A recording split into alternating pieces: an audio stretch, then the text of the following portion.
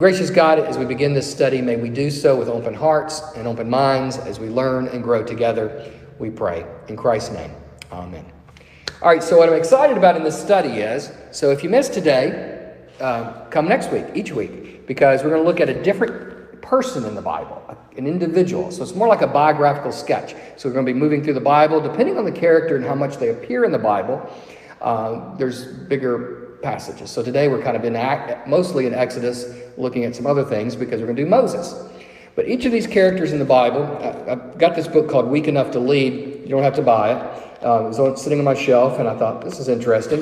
And I like it, but I'm not going to go in the order, and I've skipped some of them. But what the author does is he takes different people in the Bible and talks about not all of them, because Jesus is in here, but talks about the challenges each of them faced, even Jesus, but also the weaknesses and failures of the others who are not Jesus. And yet they were able to do great things for God. And so you may find yourself in some of these characters. And so today is Moses. And I call this one is called Called But Frustrated. He was called by God, but if you had to think of what his struggle was frustration a lot. He was very frustrated a lot. In himself, he was frustrated in others. Not just the obstacles he faced. He was frustrated in those who were supposed to be helping him. He was very frustrated. So if you've ever been frustrated, have y'all ever been frustrated? Maybe your kids, grandkids frustrate you. Maybe you frustrate yourself. Maybe your spouse frustrates you. A neighbor, job. We get frustrated.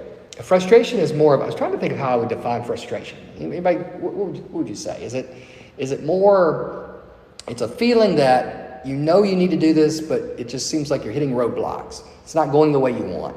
It's just, I should have Googled frustration, the word, but we all know when we feel it. So Moses experienced it a lot. So we're going to start in Exodus because that's where he starts. Now you'll find Moses in Exodus, Leviticus, Numbers, and Deuteronomy. You don't find him in Genesis, of course. But Genesis sets the stage for Moses. So let me set the stage for Moses. This is going to be a test of your biblical knowledge. If you remember in Genesis, let me just kind of quickly sum it up. If you remember in Genesis, there was a famine. And Egypt was a source of rescue. Remember? Brought them in, and Joseph was able to bring his brothers. Long, complicated story, but it was a sanctuary. They were able to be rescued because of the famine. Now, when you come to Exodus, it's now 400 years later, and there's a new Pharaoh. And the Pharaoh, of course, are the leaders in Egypt. And Moses' birth happens 400 years after Genesis, and things have changed. The children of Israel who were rescued in Genesis now are captives in the same country they were rescued in. And they need to be delivered. And you know this. Many of you know this from Sunday school. So that's basically what those other four books of the Bible are about. Chapter 1, verse 8 says, Then a new king who did not know about Joseph came to power in Egypt. Look, he said to his people, the Israelites have become too numerous for us. Come, we must deal shrewdly with them, or they will become even more numerous. And if war breaks out, we'll join our enemies, fight against us, and leave the country. So what's the Pharaoh worried about? He doesn't really want to lose them. But he wants to keep them under his wishes, which is a free labor force. But yet he's threatened by them because there's so many of them. And so the thing about slavery is that the slave master has the power, but the power is always threatened because at some point those who are oppressed are going to want to be free. And we've seen this throughout history. It never works well for the slave master, nor should it. And so in this story, what do you remember happens? Moses is born, and what's going on at his birth that's so unique? Do you remember? What were they doing to the baby boys? They were going to kill him, remember? That was their way of lessening the number of the slaves. They were going to kill the baby boys. I'm still hearing feedback. I might turn this off and just see if can you hear me? This has a microphone where they can hear me at home. Can you hear me with my voice? Okay, I'll let the microphone get me. So if you're at home, you're now hearing me through this microphone, and I think it'll be fine. This just makes it even louder, but I'll talk loud. So they wanted to kill the boys. In chapter 1, the king of Egypt, verse 15, said to the Hebrew midwives, whose names are Shiphrah and Puah, when you help the Hebrew women in childbirth and observe them on the delivery stool, if it is a boy, kill him. But if it is a girl, let her live. The midwives, however, feared God and did not do what the king of Egypt had told them to do, so they let the boys live. So the first heroes in Exodus are not Moses, but the midwives. The Pharaoh wants to keep the numbers down by killing the strong boys, and it is these women who refuse to do that to kill their own people. And so because of that, we see that in chapter 2, now a man of the house of Levi married a Levite woman, and she became pregnant, gave birth to a son. When she saw that he was a child, she hid him for 3 months. But when she could not hide him no longer, she got a papyrus basket for him and coated it with tar and pitch. Then she placed the child in it and put it among the reeds among the bank of the Nile. His sister stood at a distance to see what would happen to him. So he is rescued by his mother and by his sister, and he's put in that little basket, put in the reeds, and this is how he survives the genocide. Now, a little side note is, when you read the story of Jesus, Jesus becomes a new Moses, and there's a slaughter of the innocents at the birth of Jesus too, remember? And they're killing baby boys. And so there are a lot of similarities and of course Jesus delivers us in a much more global scale. So Jesus in the Gospel of Matthew particularly is often called a new Moses. Okay, so the baby boys are being killed, and Jesus has this Moses has this miraculous rescue story. The Bible loves baby stories too, and this is one of the many baby stories. So he grows up, and who finds him in the basket? You remember? Whose daughter? They can't hear you on camera. Go ahead. Whose daughter? Pharaoh's, right? Pharaoh's daughter finds him. And verse 7 says, shall I go and get one of the Hebrew women to nurse the baby for you? His sister tells the Pharaoh's daughter. She says, yes, and go. And the girl went and got the baby's mother. So in a really cool twist, the baby's in the basket. The Pharaoh's daughter, who must have a heart, unlike her dad, finds this baby, says to the baby's sister, get me somebody to help me with this child, and they go get the mama. So the mama still gets to be in it. But still a very painful story that you're going to be there nursing your child that another woman has power over. And that, if you think about the sacrifice that she made, but she still got to be mother to Moses. Now, why does Moses leave this new paradise he's living in? Although it's not a paradise, but he's in the Pharaoh's house. In verse 11, he grows up. One day after Moses had grown up, he went out to where his own people were and watched them at their hard labor. He saw an Egyptian beating a Hebrew, one of his own people. Glancing his way in that and seeing no one, he killed the Egyptian and hid him in the sand.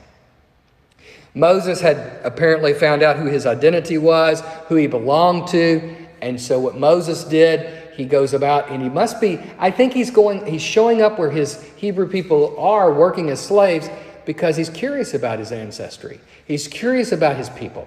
You know, a lot of people that have been adopted, Katie knew someone who had been adopted, a friend of hers, and Katie got to go with her when they flew to another state so that she could meet her birth mother.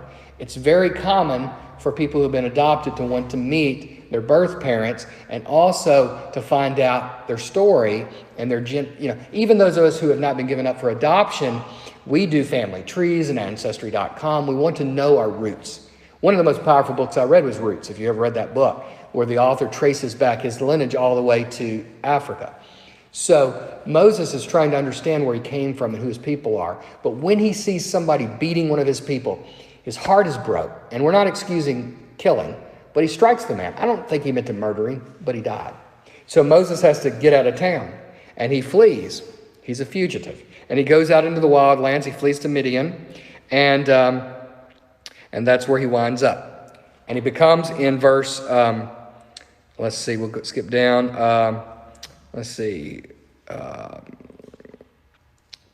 Chapter 3, when Moses was tending the flocks of Jethro, his father-in-law. He gets married. He has a life. He's living as a shepherd.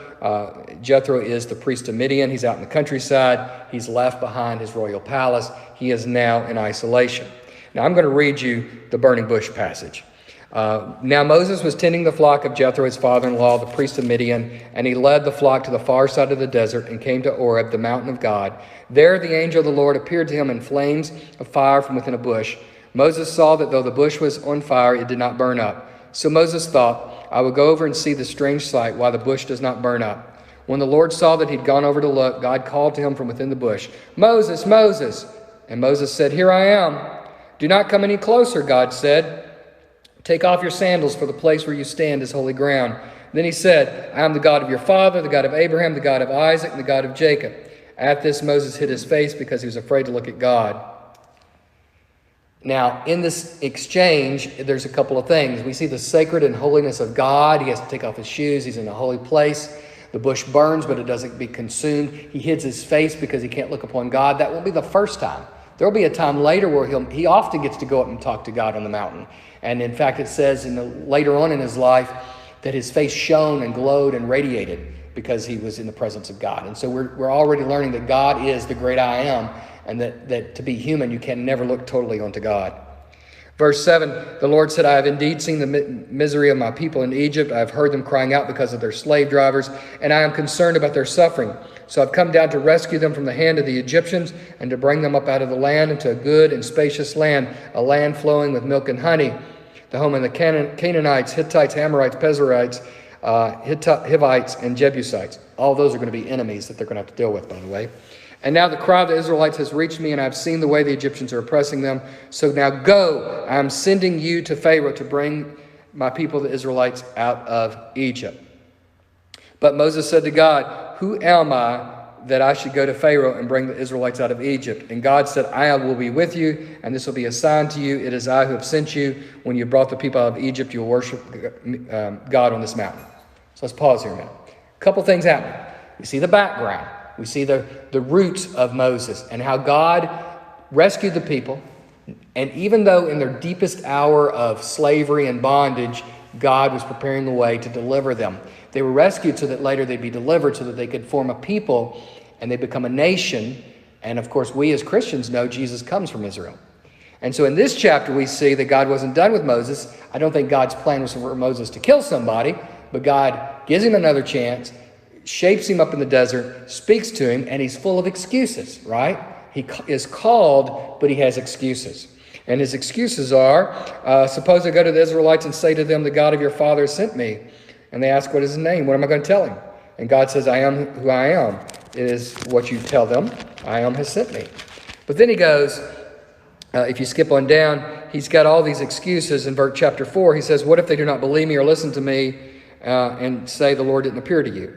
And then the Lord gives him that staff that he can throw on the ground and turns into a snake. And then later on he says, I'm not well spoken.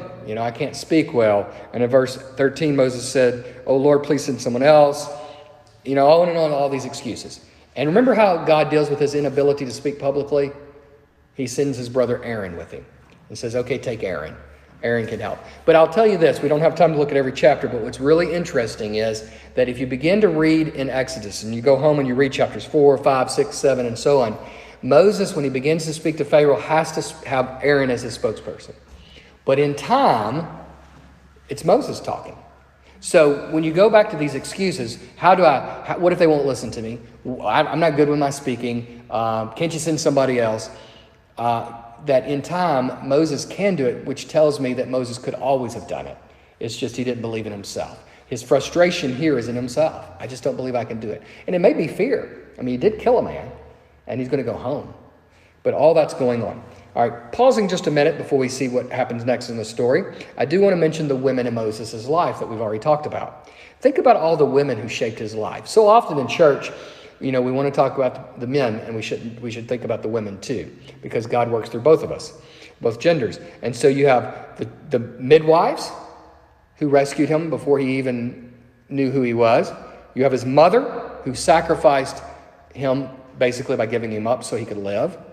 His sister who stood by the banks and made sure that everything worked out and was smart enough to figure out how to get her mama involved. And Pharaoh's daughter. All of them shaped his life. And later you'll see more and more women. He has a sister himself. Moses' sister will keep showing up, and you'll see other women who speak up. But those women in those pivotal years. And so if we think about our own lives, we are who we are by the men and women who raised us, but I think this gives us attention to think about the women in our lives. I would think about my mom, my grandmother, my late both are deceased, but my one grandmother died when I was 8, and the other died right as we were moving here. I think about the women in the church that taught me Sunday school and Vacation Bible School. I guest taught the children last night. Christy had an appointment she couldn't miss, and it was fun as pastor to be with them, but one little girl was late, and when she got there, she shows up, and we're doing something, and it's me. And she watched for a minute, and as we were leaving, she said, "Where is my regular teacher?" And I said, "Christy will be back next week, I promise." So Christy, she missed you. But those teachers in crafts and Vacation Bible School, you guys can remember women probably by name growing up in church that were so influential in your life, and maybe can't even remember their last name, but you remember they were there. And there were so many in our church growing up, and every church I've ever served who've prayed and just did so much for us. I had a Sunday school teacher, and I can't remember her last name when I was a little boy, and she one of her hobbies was to travel to every state in the country. And so she'd come back, and she hit all 50. And so she would tell us every few months in Sunday school where they'd been lately. And, she's always talking about her trips, and she'd bring us comic books one time. I remember her bringing us comic books and other little things from the road. And I remember how awesome that felt, that somebody cared and just wanted to be around us.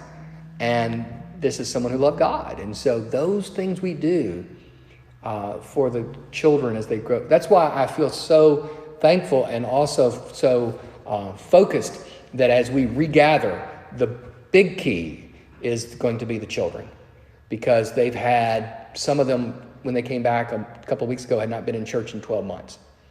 And I know the school system's struggling with that, but faith is forever. And so, schools are trying to catch up. We've got to regather. And let me tell you, they're thrilled to be back. They want to be back. And the youth, they want to see each other. They want to learn and grow. And one of the lessons we did last night was about the church. And I asked the children what the church is. And I was trying to get them to understand it's not just the building, but it's us. That for a year, they might not have been in the building, but they were still the church. And one of them wrote, I think it was Maddie, wrote out front on the sidewalk, "Even when we're online, we're together." I didn't tell her to put that, and she put that down, and she gets that, and she was thrilled to be there. Some of the little ones had said, every time they drove by, they told their parents, "When can we come back? When can we come back?" And they're back. And so that, I think, is going to be one of the most crucial things this church can focus on. I think the most important thing we've got coming up is Vacation Bible School, because then that will begin into the fall, and maybe by then things will look a lot better. And because if we just say to our kids, Mom and Dad's going to watch it online, go play in your room, then they're going to grow up and not go to church. They're not. And so we've got to, it's community, right? That's why I know Bessie and Betty Campbell's class, they're so excited, because it's community. And so when people come back after their vaccination, I can't tell you how many of them said to me, I'm back. And they're excited. And I know June has written us a note. She cannot wait to be in this building, Miss Bottoms. And so others that have been in church for 90-something years, 95 years, and never missed. Their faith is secure. We're not worried about that, but it's the community that they want to be a part of. And so we need to pass this on to our children. All right. Also, he goes on and he returns. And in chapter 5, I'm not going to be able to read many verses. I encourage you to read, because we don't want to read 4 books of the Bible today. But if you remember, when he demands that the people be free, especially in chapter 5, let's just look at that one. Moses and Aaron went to the Pharaoh and said, "This is what the Lord, the God of Israel, says." Now, I notice it says Moses and Aaron, but in time it's going to be just Moses that does all the talking. "Let my people go so that they may hold a festival to me in the desert." So the first thing they ask is just to be able to worship again. Later, they're going to want to be totally set free. But Pharaoh says, "Who is the Lord that I shall obey?" Pharaoh is worried that if he even gives them a little, they're going to take a lot and leave, which they are going to leave. But Pharaoh instead begins to punish them. And in verse 4, the king of Egypt says, "Moses and Aaron, why are you taking the people away from their labor? Go back to your work. Look, the people of the land are numerous, and you're stopping them from working." The same day, Pharaoh gave this order to the slave drivers and foremen in charge: "You are no longer to supply the people with straw for making bricks." So basically he says, if they got time to complain, I'm going to give them work to do. As a parent, we do that, don't we? When Rachel and Will are fighting, I'm often, or when Rachel and Will tell me they're bored. Did y'all ever do this to your kids? When they say, we're bored. I say, great. I've got a bathroom to clean. I've got laundry to do. I got a yard to mow. And what do your kids usually say? I'm not bored anymore. These slaves, and I'm not, being taken it slightly, but what he's trying to do is really punish them for it. And so this whole tit for tat begins. And basically what you see is the elder Jewish people are afraid, because they're afraid of Pharaoh. They're afraid of what Moses might create by his demands, though they want to be free. And the leaders and the Pharaoh does not want them to be free. So I'm going to really skim through this because I've got some questions for us. But basically, if you continue to read, you continue to see the plagues begin. Moses has some tricks. He can throw a staff down, it becomes a snake. He can pick it up and it's a staff. He can put his hand in his coat and pull it out and it's leprous. That doesn't work. Then he does the plague of blood in chapter 7, the plague of frogs in 8. He does the plague of gnats, flies, chapter 9, the plague on the livestock, the boils, oh my goodness, the hail, chapter 10, the locusts, then the darkness. And think about it. Every single one of those, the Pharaoh says no. So Moses, we're talking about frustration, is getting frustrated because he's throwing everything that God's told him to throw at the Pharaoh, and it's not working. So how many times Moses must have struggled wondering, is this going to work or are they going to just kill me? Then he gets into the plague on the firstborn. And yet God gives them an out. And what is it? If they put what on the doorpost? Blood. And still some of them don't do it. In fact, Pharaoh doesn't. So finally, they have their Passover, which is still celebrated today, by the way. And then, of course, Moses is told, get out of here. Go. We don't want you. Chapter 13.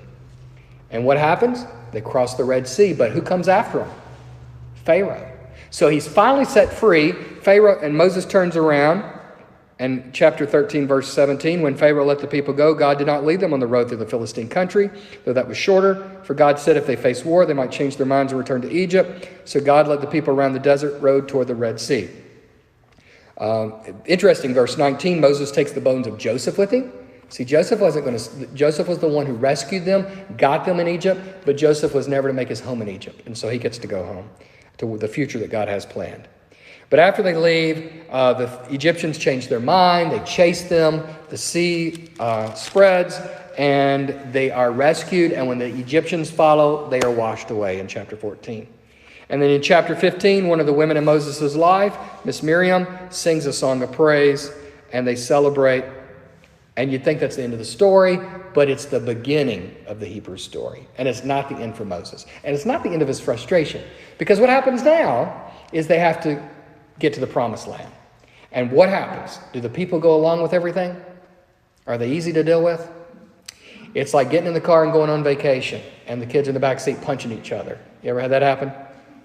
They complain about everything. You let us out here to die. We have nothing to eat or drink. Where does God get the water? From a rock. Where does he get the food from? Manna, which means what is it? And it's from the sky. Where does he get meat? From the quail. Every step of the way, God provides for them. Moses gets frustrated because they won't listen, and yet he prays often, God, what do I do with these people? They are stiff-necked people. And he's so overwhelmed that in chapter 18, Jethro, his father-in-law, offers him some advice. It says, now Jethro, the priest of Midian and father-in-law of Moses, heard of everything God had done for Moses and his people, and how the Lord had brought him out. After Moses had sent away his wife Zipporah, his father-in-law Jethro received her and her 2 sons. And if we skip down, basically Jethro meets him and says, let me get down to it. Let's see here. He watches how Moses has to make all these decisions by himself. And in verse 13, the next day Moses took his seat to serve as judge for the people, and they stood around him from morning till evening. So from morning till evening, he has to listen to these people complain. No wonder Moses is heartsick. So when his father-in-law saw that Moses was doing, he said, what is this that you're doing for the people? Why do you do it alone, sitting as a judge, when all these people stand around? Moses says, blah, blah, blah. The people, they seek God's will. And his father-in-law in verse 17 says, what you're doing is not good. You and these people who come to you will only wear yourself out. The work is too heavy for you. You cannot handle it alone. Listen to me, and I will give you some advice, and may God be with you. You must be the people's representative before God and bring their disputes to him. Teach them the decrees, etc., etc.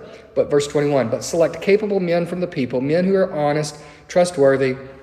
Long story short, leadership can't be done by one person, Moses. You do represent God for these people, but set up a system where the people you train can lead the people and hear their disputes and judge and discern. He's talking about a government. Moses, it can't center around you. No wonder you're frustrated. And so there's this beautiful lesson in chapter 18 that organizations, you cannot lead by yourself. So you think about Randolph Memorial, and you think about this church. The pastor can't do it all. And there are ministers who try to do every single thing. And, it is true that things got to get done. But if you do it all, and that's why I believe a church may have to let go of things if people don't step up and lead, because you can't do it all. And so this leadership lesson, one way to deal with frustration is to share the load. So my lesson to you, and at the end we'll sum up some of this, but is to make sure that we're sharing the load. And that's why I'm imploring folks to sign up for Children's Church, imploring folks to help with the camera in the back and to do some of these things, because these ministries are needed. Okay, so you see that. Now, interesting, in chapter 19, Moses goes up the mountain. And what's God give him? The Ten Commandments. And in chapter 20, you can read them.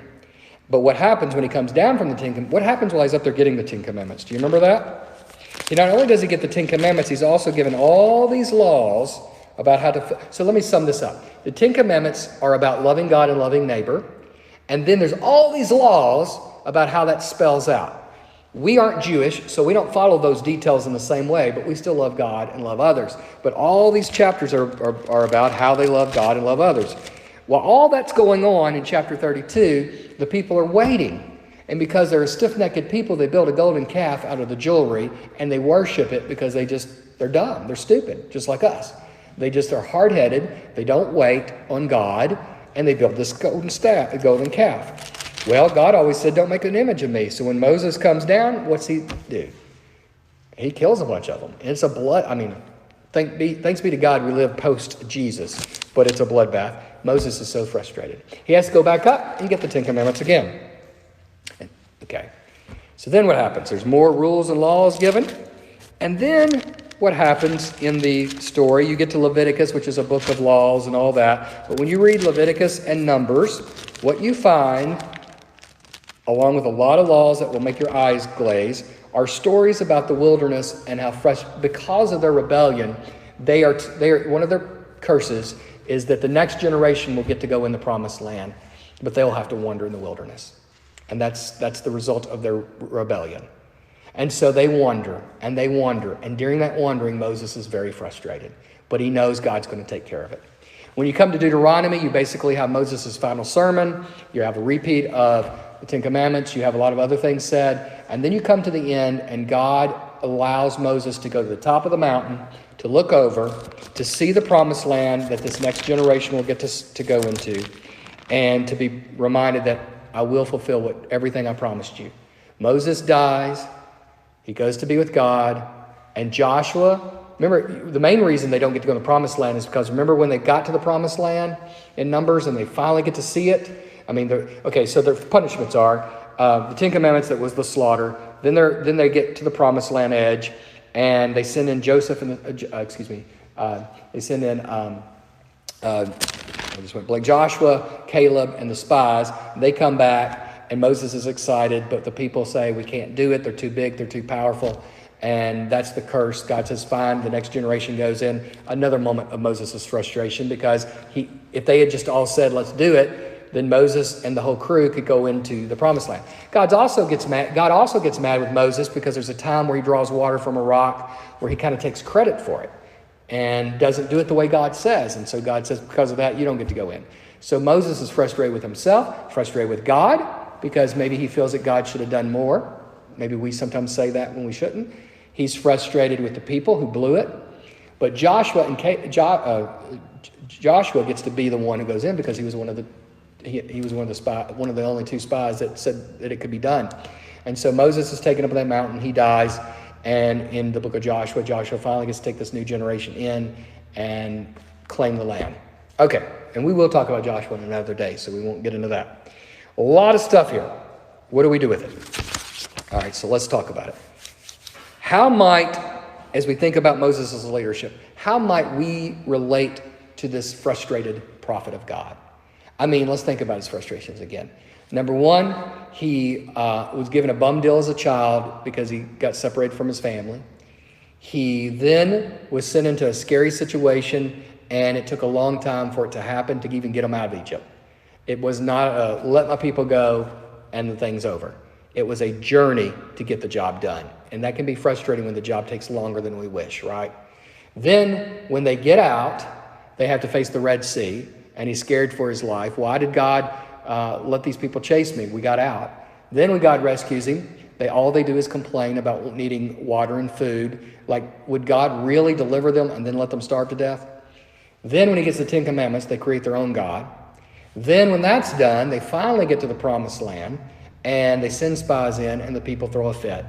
So now the people got to wander in the wilderness as Moses is stuck with them. Moses blows it himself with that water with the stick, and so he might think God was unfair. I've been faithful, and now I don't get to do this.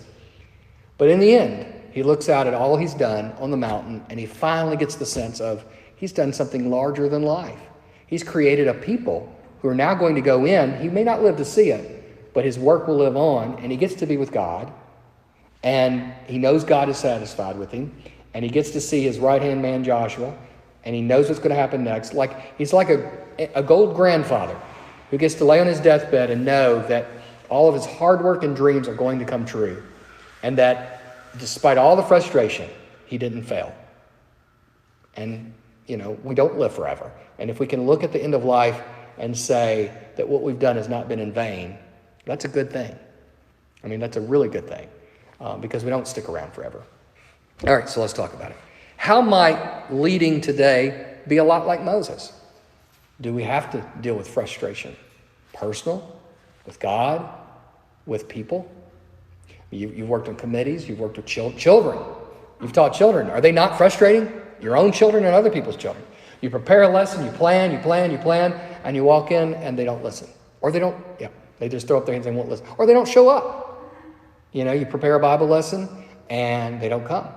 They do not come. And it's because they're at the ball field. But you take it personal, and you shouldn't. It's because it's not their fault. They're busy. Their parents didn't bring them.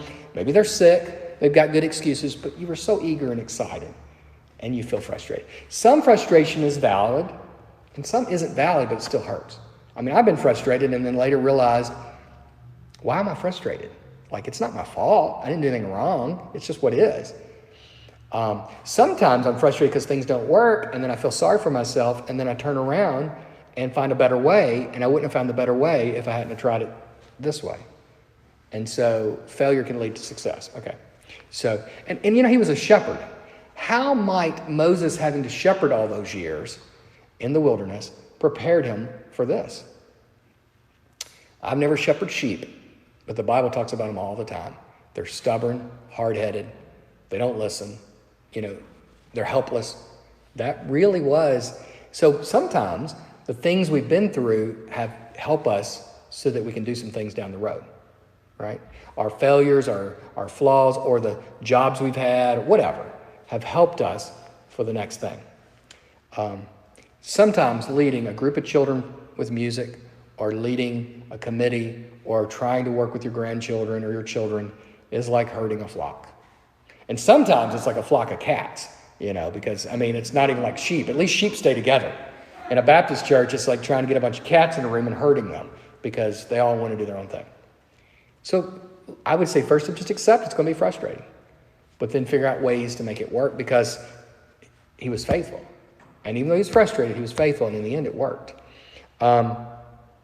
If we could see that a calling or career does make a difference, whatever it is, I don't care if you're delivering the mail, or if you are the President of the United States, or if you're an astronaut, or you are a school teacher, all of these careers, you are intersecting with people's lives. And you can make a difference in people's lives. Co-workers, a waitress has the ability to make a positive difference in more lives in a lot of professions because she or he sees so many people. And I've had people, have you ever gone out to eat and you met an amazing waiter or waitress and you left and they just made your whole life feel better? Just their spirit, their attitude. We've met people on vacation and Rachel and Will get annoyed because I find out their life story. But maybe they're working their way through college and you just get to hear their story and you know that this is somebody who's really working. Now, also, we learned that rules and structures can be liberating or they can be limiting. And that's where Jethro stepped in and said, Moses, you got to figure this out. You don't have to wear... Moses kind of looked like the kind of person who wanted to put it all on his shoulders and say, woe is me, and the world's going to end because they're not listening to me, and it's really God in charge. When they travel in the daytime, it's a cloud, and at night it's a fire, so that's to remind them that God is the one doing this, Moses. Now, yeah, you are important, but God is doing this. And so Jethro gave some great advice. We should listen to the advice people give us. And yes, sometimes we labor long and hard, and we don't get to enjoy the fruits of our labor. But you didn't fail. In fact, it shouldn't be about us anyway, and that's why people leave legacies behind. I know once we were doing a project in a different church, and I actually had someone tell me, I don't want to do this because at my age, I won't get to enjoy it.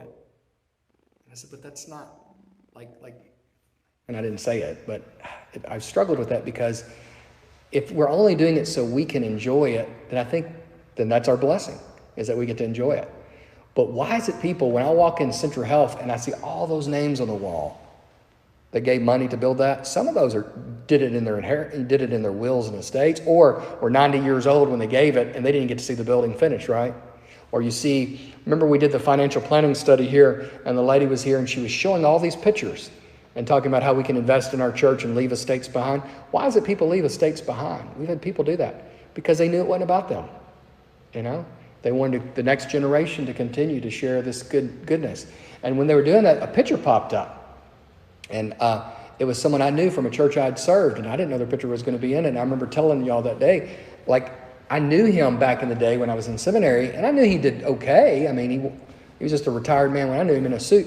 But I didn't know he was, and the money he left behind, I had no clue that he even had that money.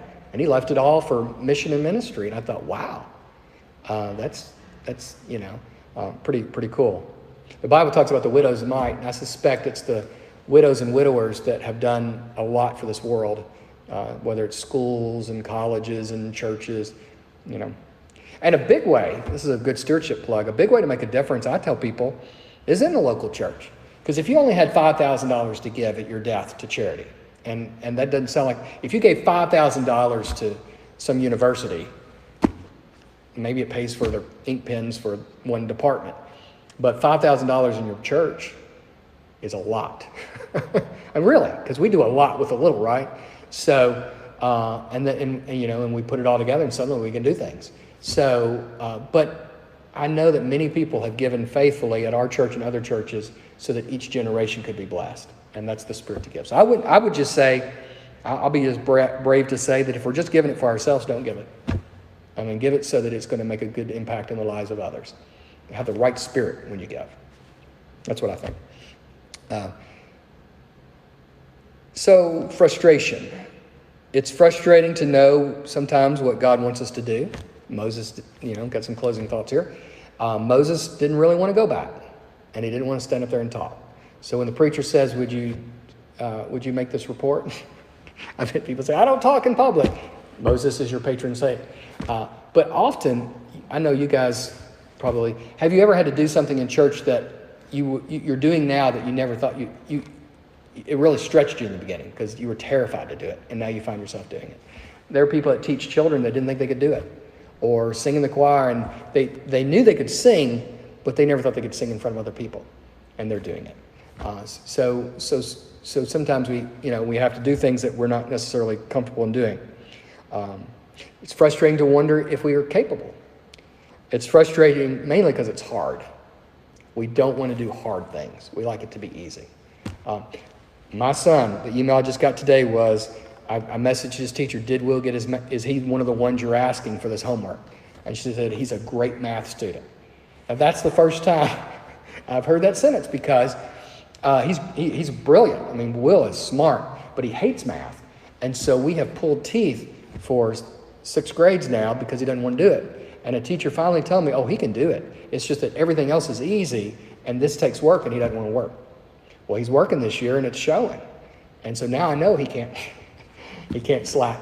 But it was because history's easy, reading's easy, but something that's hard, I got to work hard.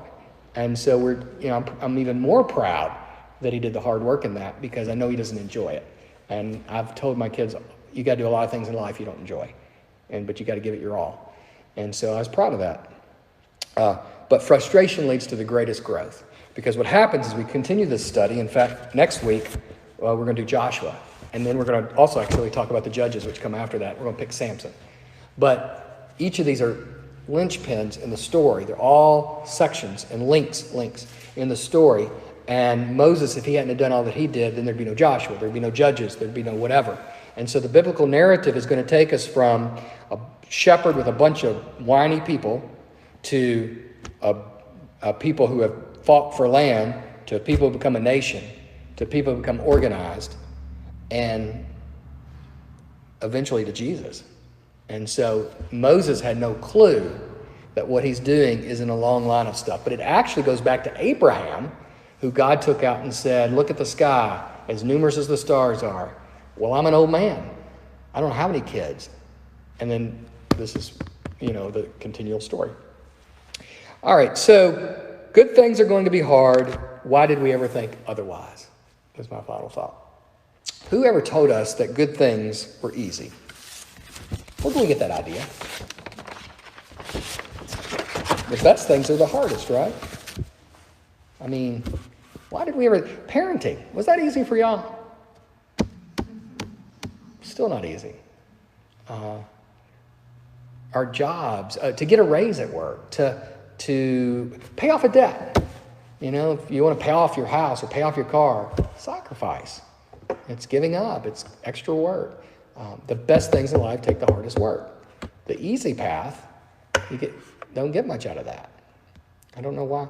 Rachel's in track. I mean, I know those coaches tell them all the time, and I know Annie Grace is in baseball, and I know your kids are in baseball and all that. I mean, it's hours of work.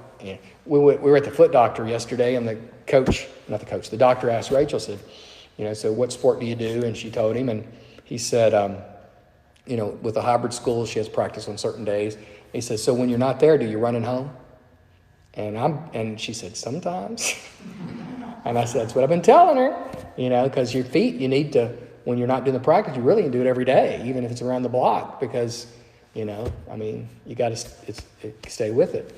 We're learning to drive, and they got a little log book, and they have to do so many hours in the day and so many hours at night. Because Rachel's a good driver, and she's really working hard, but I told her, I said, now, once you learn all the rules, once that road range class, and they teach you all that, it's just the only way you become a driver is to do it. Over and over and over and over. Stoplight, go. Until it's almost second nature. And you got to keep going. Malcolm Gladwell used a principle of I think it was 10,000 hours or 20,000 hours, I forget, where you just have to do something so much before you're good at it. You can have the skills and talents at piano like Becky, but if you don't play, you'll never achieve what you could, right? I mean, it's hours of I don't remember how many hours you probably went over some of these hymns that you now can play from memory. But how many times as a little girl, I'm sure you sat down going over, and your parents were in the next room probably going, because you have to keep, when Rachel had the saxophone, I'd hear those notes over and over and over. But then eventually one day, it sounded like music. I mean, she was blowing in the saxophone and, not being mean, but you were in the next room going, and then suddenly I hear a melody. Then I hear the song. And, one day I'm like, I know what that song is. But it was really boring for her to get to that point.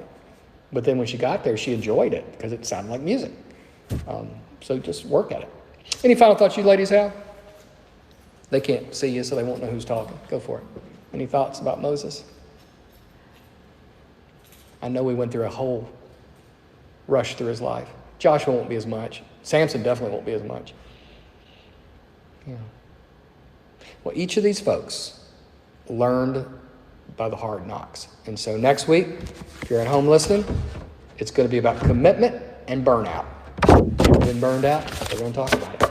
So let's close in a prayer, and then when I turn off the camera, we'll talk about local prayer needs. God, I thank you for those who are joining us this way. We're glad we have the technology to do so. We're thankful that so many are starting to feel safer and able to get out to worship and other things. But we're not there yet, so help us to make wise decisions to keep being safe until we get completely on the other side. In Christ's name we pray. Amen.